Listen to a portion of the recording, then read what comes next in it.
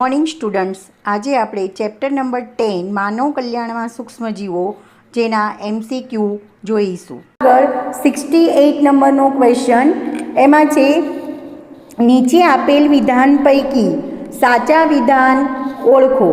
एमां methane hydrogen sulphide अने carbon dioxide थी बायोगेस बने छे, साचुं विधान छे।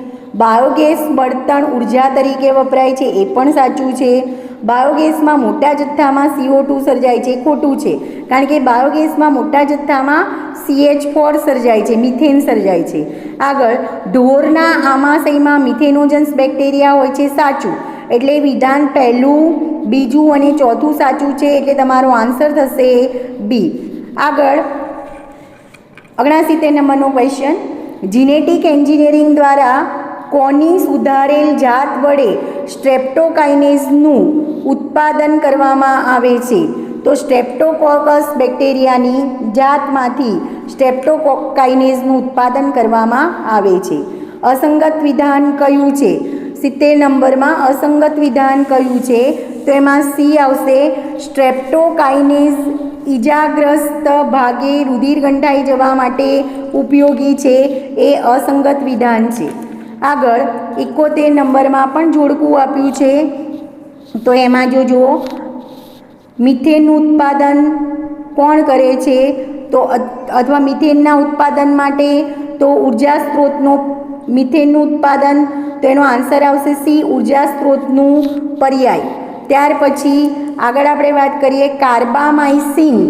आ तमारी नवी NCERT बुक में नथी, याद राखजो। कार्बामाइसिन तो एमां ई आवशे एंटीबायोटिक्स। स्ट्रेप्टोकाइनेज एनी सामे डी आवशे, धमनी में रुधिर गंठातुं अटकावे छे।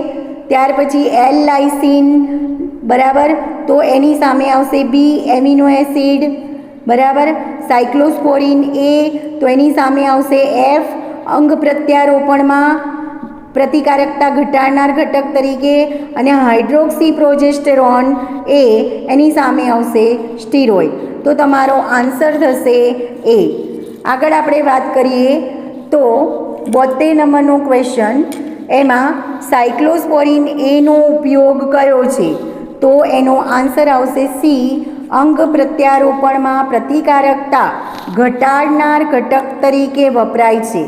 त्यार पछी आपणे वात करीए 73 नंबरनो क्वेश्चन नीचेना पैकी कई वनस्पति इष्ट नथी? बराबर, तो एनो आंसर आवशे डी, पेनिसिलियम नोटेटम ए इष्ट नथी बराबर। आगळ विधान 74 नंबरनो क्वेश्चन दर्दीओना अंग प्रत्यारोपण में साइक्लोस्पोरिन ए नो उपयोग थाय छे, तो विधान ए साचुं छे। ते रुधिर में कोलेस्टेरोलनुं प्रमाण घटाडे छे, तो आर विधान खोटुं छे।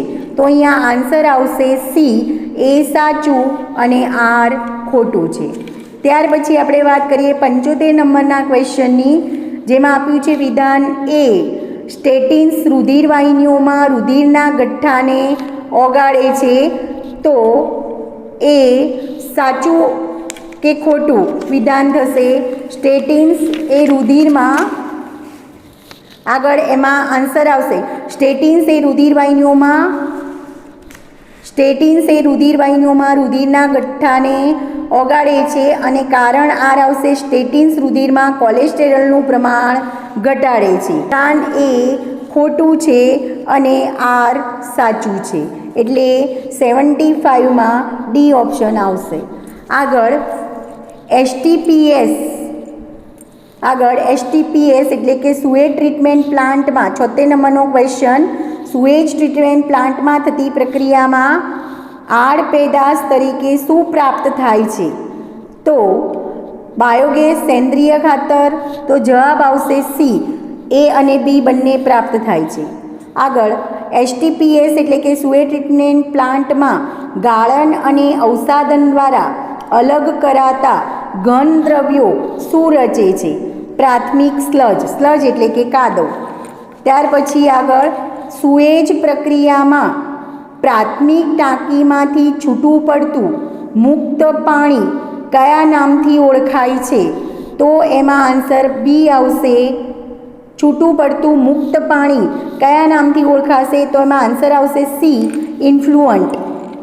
79 એસટીપીએસમાં પ્રાથમિક સારવારમાં પ્રાપ્ત ઇન્ફ્લુએન્ટનો બીઓડી એ 1 કરતાં વધારે હોય છે. આગળ એસટીપીએસમાં બહિર્સ્ત્રાવી નિસ્યંદિત ઇન્ફ્લુએન્ટ પાણી એટલે કે એ પ્રથમ તબક્કામાં સ્લજની ઉપરનું મુક્ત પાણી. આગળ બીઓડી એટલે સી, બાયોકેમિકલ ઓક્સિજન ડિમાન્ડ. 82 બીઓડી શાનું માપન છે? તો એમાં જવાબ આવશે એ, પરોક્ષ રીતે પાણીમાં કેટલા કાર્બનિક દ્રવ્યો છે તેનું માપન છે. આગળ 83 નંબર બીઓડી એટલે, તો એમાં આન્સર આવશે સી, બીઓડી એટલે 1 લીટર પાણીમાં રહેલા બધા જ કાર્બનિક દ્રવ્યોના ઓક્સિડેશન માટે વપરાતો O2નો જથ્થો. બીઓડી એટલે સી ઓપ્શન આવશે, 1 લીટર પાણીમાં વપરાતા 1 લીટર પાણીમાં રહેલા બધા જ કાર્બનિક દ્રવ્યોના ઓક્સિડેશન માટે વપરાતા O2નો જથ્થો. ત્યાર પછી 84 નંબરનો ક્વેશ્ચન, એમાં પાણીના પ્રદૂષણનું માપન કોના દ્વારા કરી શકાય છે? તો એ બીઓડીના માપન દ્વારા. આગળ જોડકું આપ્યું છે ફરી ટોડી. તો ટોડી એ પામના રસમાં આથવણથી મેળવવામાં આવે છે, બરાબર. 85 નંબરમાં ટોડીની સામે આવશે બી, પામના રસમાં આથવણ. પછી ફ્લોક્સ, તો પાણીમાં રહેલી ફૂગની કવકજાળ સાથે બેક્ટેરિયાનું જોડાણ એટલે કે સી આવશે. બાયોગેસ, તો એમાં આવશે જવાબ આવશે 3માં ડી, જૈવિક કચરા પર અજારક ચયાપચય. અને બીઓડી પાણીના પ્રદૂષણની માત્રા નક્કી કરે છે, તો તમારો આન્સર આવશે એ. આગળ ફ્લોક્સનું નિર્માણ અને ફ્લોક્સનું અવસાદન કયા કયા ટાંકામાં થાય છે? તો 86 નંબરમાં જવાબ આવશે સી, જારક પ્રક્રિયક ટાંકામાં ફ્લોક્સનું નિર્માણ થાય છે, જ્યારે સેટલિંગ ટાંકામાં ફ્લોક્સનું અવસાદન થાય છે. આગળ 87 નંબરનો ક્વેશ્ચન, ક્રિયાશીલ સ્લજ એટલે શું? તો ક્રિયાશીલ સ્લજ એટલે અવસાદિત ફ્લોક્સ છે, જેને ક્રિયાશીલ સ્લજ તરીકે ઓળખવામાં આવે છે, જેમાં બેક્ટેરિયાનો થોડોક ભાગ રહેલો હોય છે. આગળ 88 નંબરનો ક્વેશ્ચન, સુએજ ટ્રીટમેન્ટ પ્લાન્ટમાં થતી ક્રિયાનો સાચો ક્રમ કયો છે? તો એમાં આન્સર આવશે, પહેલાં ભૌતિક પ્રક્રિયા કરવામાં આવે છે, ગાળણ અને અવસાદન જેવી. ત્યાર પછી જારક પ્રક્રિયા કરવામાં આવે છે, અને ત્યાર પછી અજારક પ્રક્રિયા, એટલે એ ઓપ્શન આવશે. આગળ 89 એસટીપીએસમાં બાયોગેસ ઉત્પન્ન થવા સુધી સર્જાતા ઘટકોનો સાચો ક્રમ દર્શાવતો વિકલ્પ કયો છે? તો એમાં આવશે આન્સર એ, પહેલાં પ્રાથમિક સ્લજ, પછી ઇન્ફ્લુઅન્ટ, પછી ફ્લોક્સ, પછી ક્રિયાશીલ સ્લજ અને બાયોગેસ, એટલે એ ઓપ્શન આવશે. આગળ આપણે વાત કરીએ તો આગળ 90 નંબરનો ક્વેશ્ચન છે, એમાં આપ્યું છે ગંગા એક્શન પ્લાન અને યમુના એક્શન પ્લાન કોના દ્વારા મુકાયા છે? તો એમાં આન્સર આવશે વન અને પર્યાવરણ મંત્રાલય દ્વારા. આગળ 91 નંબરનો ક્વેશ્ચન, વિધાને છાણનો ઉપયોગ બાયોગેસના ઉત્પાદન માટે કરાય છે, સાચું. કારણ આર, ઢોરના છાણમાં મિથેનોબેક્ટેરિયમ બેક્ટેરિયા અધિક પ્રમાણમાં હોય છે, સાચું. તો જવાબ આવશે એ અને આર બંને સાચા છે, અને આર એ એની સાચી સમજૂતી છે. ત્યાર પછી 92 નંબરનો ક્વેશ્ચન, ગોબર ગેસનો મુખ્ય ઘટક કયો છે? તો એમાં આવશે આન્સર સી, મિથેન. ત્યાર પછી 93 નંબરનો ક્વેશ્ચન, વિધાન એ, તૃણાહારી પ્રાણીઓ વાતાવરણમાં મિથેન વાયુ મુક્ત કરે છે, તો એનો આન્સર આવશે એ સાચું છે. તૃણાહારી પ્રાણીઓ વાતાવરણમાં મિથેન વાયુ મુક્ત કરે છે અને કારણહાર તૃણાહારી પ્રાણીઓના સેલ્યુલોઝયુક્ત આહાર પર મિથેનોબેક્ટેરિયમ પ્રક્રિયા કરે છે, એ પણ સાચું છે. તો અહીંયા જવાબ આવશે એ. વિધાન એ અને આર બંને સાચા છે. આર એ એની સાચી સમજૂતી છે. હવે પાછું તમને એક જોડકું આપ્યું છે, બરાબર, 94માં. એમાં શું જવાબ આવે? LAB. તો એને શું કહેવાય છે? લેક્ટિક એસિડના ઉત્પાદન માટે LAB ઉપયોગી છે, લેક્ટિક એસિડના ઉત્પાદન માટે. પછી પ્રોપિયોની બેક્ટેરિયમ સારમાની, તો સ્વિસ ચીઝના નિર્માણ માટે ઉપયોગી. પછી એસિટોબેક્ટર એસિટી, તો એસિટિક એસિડના ઉત્પાદન માટે. પછી ક્લોસ્ટ્રીડિયમ બ્યુટેરિકમ, તો બ્યુટેરિક એસિડના ઉત્પાદન માટે. પછી ટ્રાઇકોડમાં, તો મુક્તજીવી નાઇટ્રોજન સ્થાપક. ટ્રાઇકોડમાં તો મુક્તજીવી ટ્રાઇકોડમાં તો એની સામે આવશે એ જૈવિક નિયંત્રક. ટ્રાઇકોડમાંની સામે આવશે એ જૈવિક નિયંત્રક. અને એઝોસ્પાઇરલિયમ, તો એની સામે આવશે બી મુક્તજીવી નાઇટ્રોજન સ્થાપક. તો ફરી યાદ રાખજો, LAB લેક્ટિક એસિડ ઉત્પાદન માટે, પ્રોપિયોની બેક્ટેરિયમ સ્પારમાની સ્વિસ ચીઝના નિર્માણ માટે, એઝેટોબેક્ટર એસિટી એસિટિક એસિડ, ક્લોસ્ટ્રીડિયમ બ્યુટેરિકમ બ્યુટેરિક એસિડ, ટ્રાઇકોડમાં જૈવિક નિયંત્રક તરીકે, અને એઝોસ્પાઇરિલિયમ એ મુક્તજીવી નાઇટ્રોજન સ્થાપક. એટલે 94માં આન્સર આવશે સી. આગળ આપણે વાત કરીએ 95 નંબરનો ક્વેશ્ચન.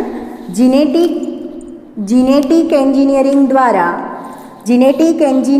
દ્વારા કયા બેક્ટેરિયાનું ઝેરી દ્રવ્ય ઉત્પન્ન કરતું જનીન કપાસના છોડમાં દાખલ કરાયું છે? તો બેસિલસ થુરેન્જેન્સિસ બેક્ટેરિયા. ત્યાર પછી જોડકું આપ્યું છે ફરીથી 96 નંબર. ટ્રાઇકોડમાં ફૂગ, તો એની સામે જવાબ આવશે બી મુક્તજીવી જૈવ નિયંત્રણ ફૂગ. લેડીબર્ડ, તો એની સામે આવશે એ એફિડ્સ નિયંત્રણ. બકુલો વાયરસ, તો એની સામે આવશે ડી કીટકો અને કેટલાક સંધિપાદમાં રોગ પેદા કરે છે. બીટી કોટન, તો પાક ચૂસતી જીવાત સામે પ્રતિકારક. તો તમારો આન્સર આવશે બી. આગળ ફરી જોડકું આપ્યું છે તમને માઇકોરાઇઝા, તો માઇકોરાઇઝામાં આવશે ફોસ્ફરસ તત્વના શોષણમાં સુલભતા. નોસ્ટોક, તો એની સામે આવશે સ્વયંપોષી N2 સ્થાપક. એઝોસ્પાઇરિલિયમ, તો એની સામે આવશે મુક્તજીવી N2 સ્થાપક. અને રાઇઝોબિયમ, તો સિમ્બી કુળની વનસ્પતિમાં રાઇઝોબિયમ બેક્ટેરિયા સહજીવન ગુજારે છે. તો 97માં આન્સર આવશે એ માઇકોરાઇઝા ફોસ્ફરસ તત્વના શોષણમાં સુલભતા, નોસ્ટોક સ્વયંપોષી N2 સ્થાપક, એઝોસ્પાઇરિલિયમ મુક્તજીવી N2 સ્થાપક અને રાઇઝોબિયમ સિમ્બી કુળની વનસ્પતિ. આગળ 98 નંબરનો ક્વેશ્ચન. કયા બેક્ટેરિયા તેમની મુક્ત અવસ્થામાં પર્યાવરણીય નાઇટ્રોજનનું સ્થાપન કરે છે? તો એમાં આન્સર આવશે એઝેટોબેક્ટર. આગળ કીટક પેસ્ટના નિયંત્રક જૈવિક નિયંત્રણમાં મુખ્ય સમસ્યા નીચેના પૈકી કઈ છે? તો એમાં ડી આવશે કે જૈવ નિયંત્રકો નવા પર્યાવરણમાં દાખલ કરાતા કેટલીક વખત જીવિત રહી શકતા નથી. આગળ 100 નંબરનો ક્વેશ્ચન છે, જેમાં વિધાન અને કારણ આપેલા છે. વિધાન આપ્યું છે રાસાયણિક જંતુનાશક દવાઓના વિકલ્પે સૂક્ષ્મજીવો દ્વારા તૈયાર કરેલ નિયંત્રક દવાનો ઉપયોગ જરૂરી બન્યો છે. સાચું છે. જૈવ નિયંત્રક દવાઓના ઉપયોગથી નિવસનતંત્રની સમતુલા જળવાઈ છે.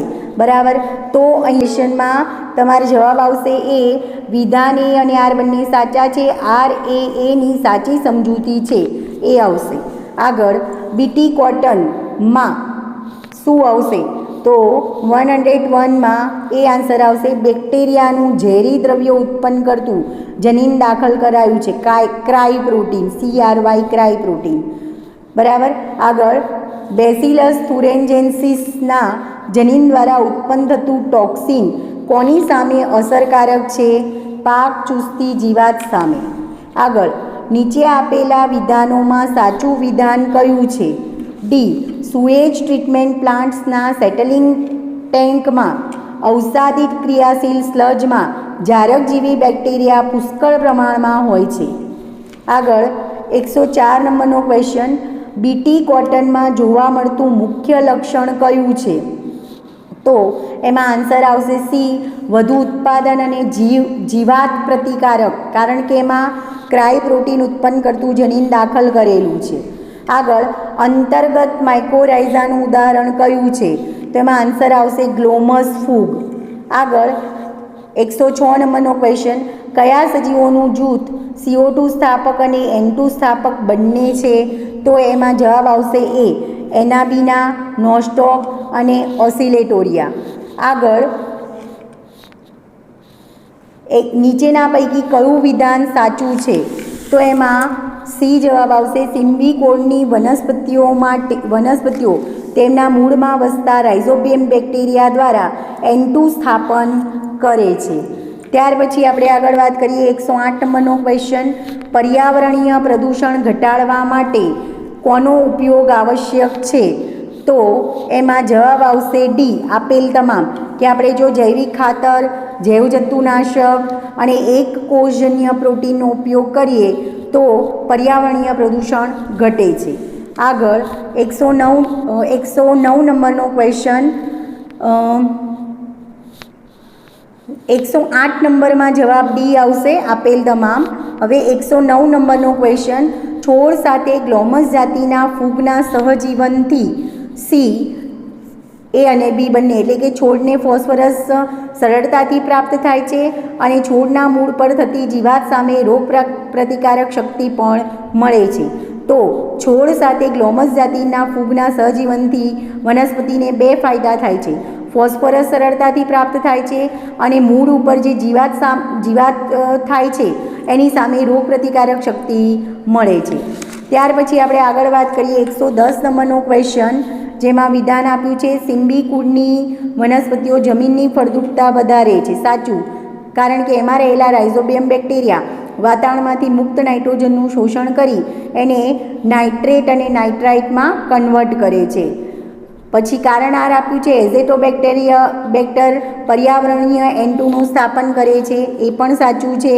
તો અહીંયા જવાબ તમારો આવશે બી, એ અને આર બંને સાચા છે, પરંતુ આર એની સાચી સમજૂતી નથી.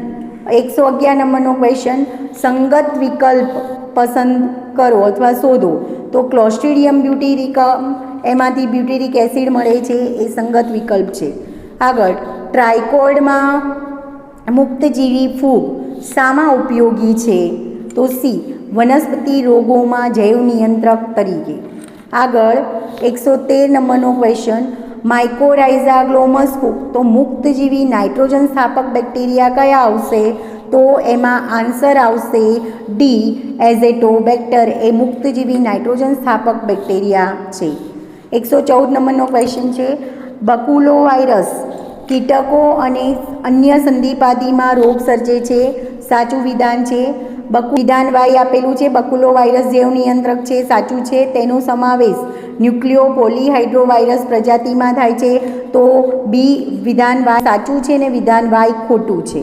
બરાબર, એટલે વાય વિધાન ખોટું આવશે કે બકુલો વાયરસ જૈવ નિયંત્રક છે, તેનો સમાવેશ ન્યુક્લિયો પોલીહાઇડ્રોવાયરસ પ્રજાતિમાં થાય છે, એ વિધાન ખોટું છે.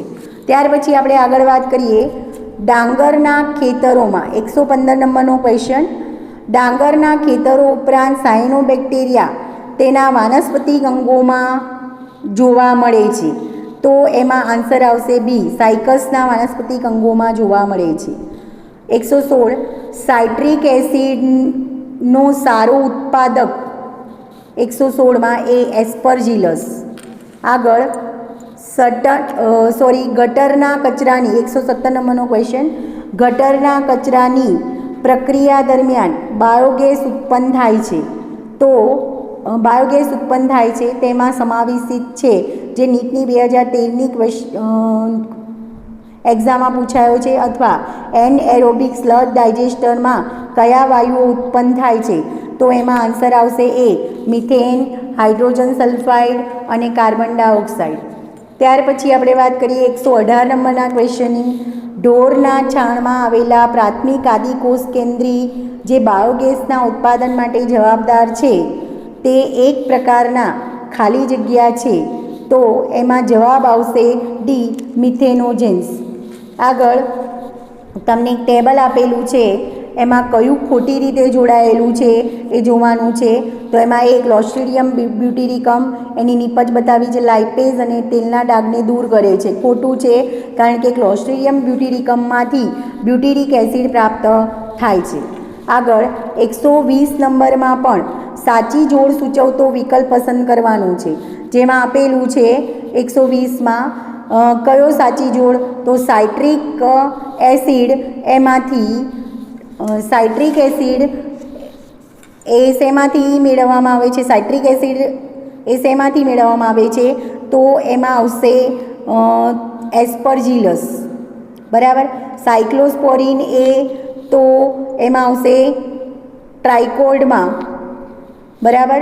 ત્યાર પછી સ્ટેટિન્સ, તો એમાં આવશે મોનોસ્કસ પુર્પુરિયસ.